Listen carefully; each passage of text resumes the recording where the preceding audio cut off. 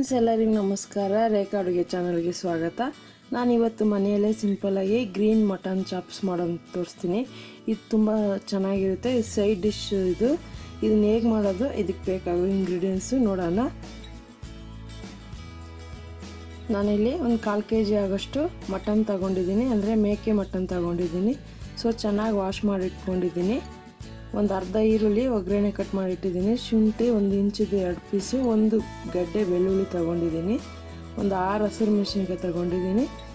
ಒಂದು 4 ಲವಂಗ, 2 ಚಕ್ಕೆ, ಒಂದು ಅರ್ಧ ಟೇಬಲ್ ಸ್ಪೂನ್ ಮೆಣಸು, ಒಂದು 2 ಟೇಬಲ್ ಸ್ಪೂನ್ ಹುರ್ಗಡ್ಲೆ, ಮತ್ತು ಒಂದು ಅರ್ಧ ಈರುಳ್ಳಿ ರುಬ್ಬಾಕಿದ್ದು, ಕೊತ್ತಂಬರಿ ಒಂದು ಸ್ವಲ್ಪ, ಪುದೀನ ಒಂದು ಸ್ವಲ್ಪ, ಮತ್ತು ಒಂದು ಅರ್ಧ ಕಪ್ ಆಗೋಷ್ಟು ತೆಂಗಿನಕಾಯಿ, ಅರಿಶಿನ, ಖಾರದ ಪುಡಿ, ಧನಿಯಾ ಪುಡಿ, ಖಾರ ಅರ್ಧ ಟೇಬಲ್ ಸ್ಪೂನ್, ಧನಿಯಾ 2 ಟೇಬಲ್ ಸ್ಪೂನು, ಅರಿಶಿನ ಒಂದು ಅರ್ಧ ಟೇಬಲ್ ಸ್ಪೂನು, ಎಣ್ಣೆ ಒಗ್ಗರಣೆಗಾಗೋಷ್ಟು, ರುಚಿಗೆ ತಕ್ಕಷ್ಟು ಉಪ್ಪು. ಈಗ ಹೇಗೆ ಮಾಡೋದು ಅಂತ ನೋಡೋಣ. ಸ್ಟವ್ ಮೇಲೆ ಒಂದು ಕುಕ್ಕರ್ ಇಟ್ಕೊಂಡಿದ್ದೀನಿ. ಸುಮಾರು ಮಟನ್ ಮುಳುಗೋಷ್ಟು ಮಾತ್ರ ನೀರು ಹಾಕ್ತೀನಿ, ಇಲ್ಲಾಂದರೆ ಹೆಂಗೆ ಅಂದರೆ ಒಂದು 1/4 ಲೀಟ್ರ್ ಆಗೋಷ್ಟು, ಒಂದು ಚಿಕ್ಕ ಲೋಟ ಆಗೋಷ್ಟು ನೀರು ಹಾಕಿದ್ದೀನಿ. ಸೊ ನಂದು ಇಲ್ಲಿ ಮಟನ್ ಫ್ರೈ ಮಾಡ್ತಾರಲ್ಲ, ತುಂಬ ಜನ ಮಟನ್ ಫ್ರೈ ಮಾಡ್ತಾರೆ. ಸೊ ನಾನು ಡಿಫ್ರೆಂಟಾಗಿ ಮಾಡ್ತೀನಿ. ಮಟನ್ನ ನೀರಲ್ಲಿ ಹಾಕ್ತಾಯಿದ್ದೀನಿ.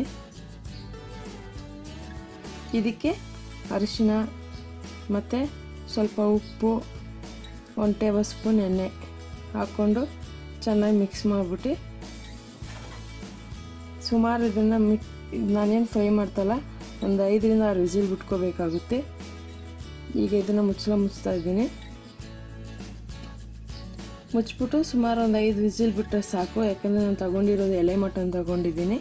ಸೊ ಅದಕ್ಕೋಸ್ಕರ ಒಂದು 5 ವಿಸಿಲ್ ಬಿಟ್ಟರೆ ಸಾಕು, ಯಾಕಂದರೆ ಮಟನ್ ಚೆನ್ನಾಗಿ ಬೇಯಬೇಕು. ಅಷ್ಟೊತ್ತಿಗೆ ನಾವು ಮಸಾಲೆ ರುಬ್ಕೊಳ್ಳೋಣ. ಒಂದು ಮಿಕ್ಸಿ ಜಾರ್ಗೆ ಕೊತ್ತಂಬರಿ, ಪುದೀನ, ತೆಂಗಿನಕಾಯಿ.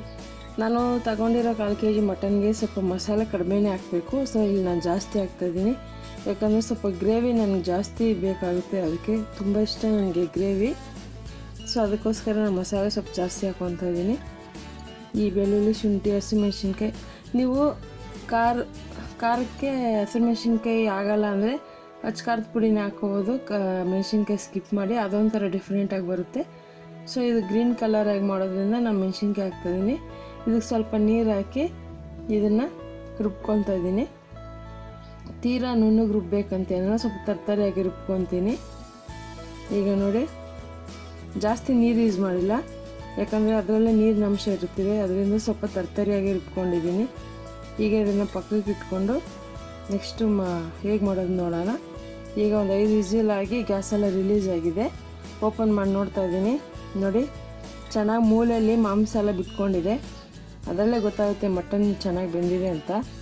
ಯಾಕೆ ಗೊತ್ತಾ, ಮಟನ್ ಚೆನ್ನಾಗಿ ಬೇಯಬೇಕು. ಅದು ತಿಂದರೆ ನಮಗೆ ಡೈಜೆಷನ್ ಆಗಬೇಕು. ಮಟನ್ ಬೆಂದಿಲ್ಲ ಅಂದರೆ ಜೀರ್ಣ ಆಗಲ್ಲ ಮತ್ತು ತಿನ್ನೋಕ್ಕೂ ಚೆನ್ನಾಗಿರಲ್ಲ.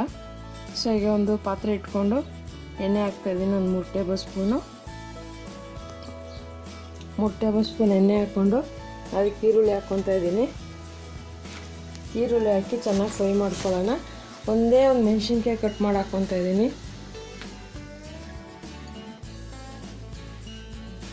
ಚೆನ್ನಾಗಿ ಫ್ರೈ ಮಾಡ್ಕೊಳ್ಳಿ. ನಂತರ ಇದಕ್ಕೆ ರುಬ್ಬಿರೋ ಮಸಾಲೆ ಹಾಕೋಣ. ನಾವು ಹಾಕಿರೋದು ಆಲ್ರೆಡಿ ಎಲ್ಲ ಹಸಿ ಮಸಾಲೆ. ನೋಡಿ, ಒಳ್ಳೆ ಗ್ರೀನ್ ಕಲರಾಗಿ ಕಾಣ್ತಾ ಇದೆ. ಈ ಮಸಾಲೆಯಲ್ಲಿ ಸ್ವಲ್ಪ ಹಸಿ ವಾಸನೆ ಹೋಗಬೇಕು. ನಾನು ತಗೊಂಡಿರೋ 1/4 kgಗೆ ಅದರ ಅರ್ಧ ಮಸಾಲೆ ಆದರೆ ಸಾಕಾಗುತ್ತೆ.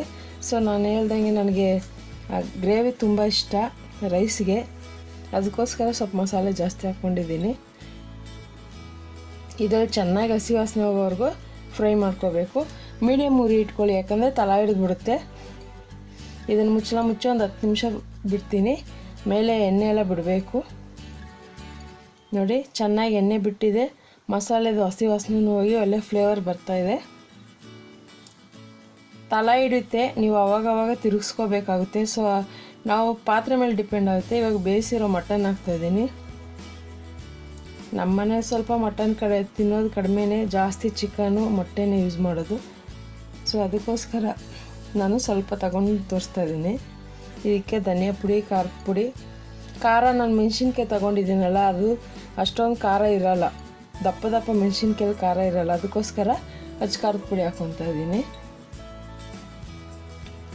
ಅದು ಒಂದೊಂದು ಸೀಸನ್ಗೆ ಒಂದೊಂದು ಥರ ಮೆಣಸಿನ್ಕಾಯಿ ಬರ್ತವೆ. ಚಿಕ್ಕ ಮೆಣಸಿನ್ಕಾಯಿ ಅಂದರೆ ತುಂಬ ರುಚಿ ಇರುತ್ತೆ ಮತ್ತು ಖಾರನೂ ಇರುತ್ತೆ. ಈ ದೊಡ್ಡ ಮೆಣಸಿನ್ಕಾಯಲ್ಲಿ ಅಷ್ಟೊಂದು ರುಚಿ ಇರೋಲ್ಲ, ಜಾಸ್ತಿ ಯೂಸ್ ಮಾಡಿ. ಇದನ್ನು ಮುಚ್ಚಳ ಮುಚ್ಚಿ ಒಂದು 15 ನಿಮಿಷ ಚೆನ್ನಾಗಿ ಫ್ರೈ ಮಾಡೋಕ್ಕೆ ಬಿಟ್ಬಿಡೋಣ. ನೋಡಿ ಒಳ್ಳೆ ಸೂಪರಾಗಿ ಎಣ್ಣೆ ಎಲ್ಲ ಬಿಟ್ಟು ಒಳ್ಳೆ ನಮಗೆ ಬೇಕಾಗಿರೋ ಪರ್ಫೆಕ್ಟ್ ಗ್ರೇವಿ ಆಗಿದೆ. ತುಂಬ ತೆಲುಗು ಇಲ್ಲ, ತುಂಬ ಗಟ್ಟಿನೂ ಇಲ್ಲ, ಮೀಡಿಯಮ್ ಗ್ರೇವಿ ಆಗಿದೆ. ಈಗ ಇದು ರೆಡಿಯಾಗಿದೆ. ಇದನ್ನು ಒಂದು ಸರ್ವಿಂಗ್ ಪ್ಲೇಟ್ ಸರ್ವ್ ಮಾಡ್ತಾಯಿದ್ದೀನಿ. ಈ ಗ್ರೇವಿ ಜೊತೆಗೆ ಒಳ್ಳೆ ಸೂಪರ್ ಮುದ್ದೆ, ರೈಸ್, ಚಪಾತಿ, ದೋಸೆ ಎಲ್ಲದಕ್ಕೂ ಸೂಪರಾಗಿರುತ್ತೆ. ನೋಡೋದಲ್ಲ ಎಷ್ಟು ಸಿಂಪಲಾಗಿ ಗ್ರೀನ್ ಮಟನ್ ಚಾಪ್ಸ್ ಮಾಡೋದು. ನೀವು ಈ ರೆಸಿಪಿನ ಮನೇಲಿ ಟ್ರೈ ಮಾಡಿ ಹೇಗಿದೆ ಅಂತ ತಿಳಿಸಿ.